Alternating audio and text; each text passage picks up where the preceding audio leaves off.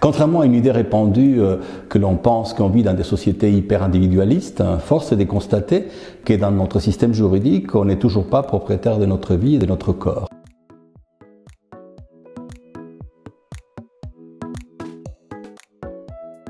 La dernière révision des lois bioéthiques est l'exemple. On peut dire qu'il y a une avancée fondamentale, la PMA pour toutes, la procréation médicalement assistée pour les femmes et pour les couples de femmes, mais il y a encore beaucoup à faire dans tout ce qui consiste par exemple à la liberté procréative.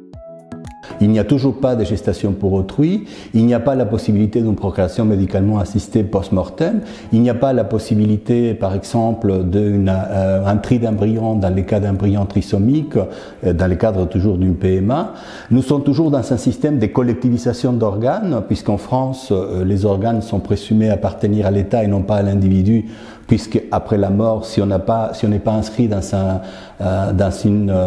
registre de refus, on est considéré comme donneur forcé. Nous ne disposons pas de notre mort, puisque ni l'euthanasie ni les suicides assistés sont admis dans la loi française. Il y a également une prohibition de la libre disposition du cadavre, une interdiction du clonage thérapeutique, une assignation forcée au genre pour les enfants, les nés intersexes, et enfin également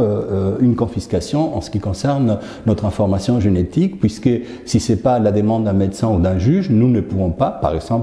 pour une recherche généalogique, disposer librement de notre information génétique. Et conclusion, les lois bioéthiques, c'est plutôt donc un système de contrôle de la vie et du corps qu'un système qui accompagne le libre choix des individus.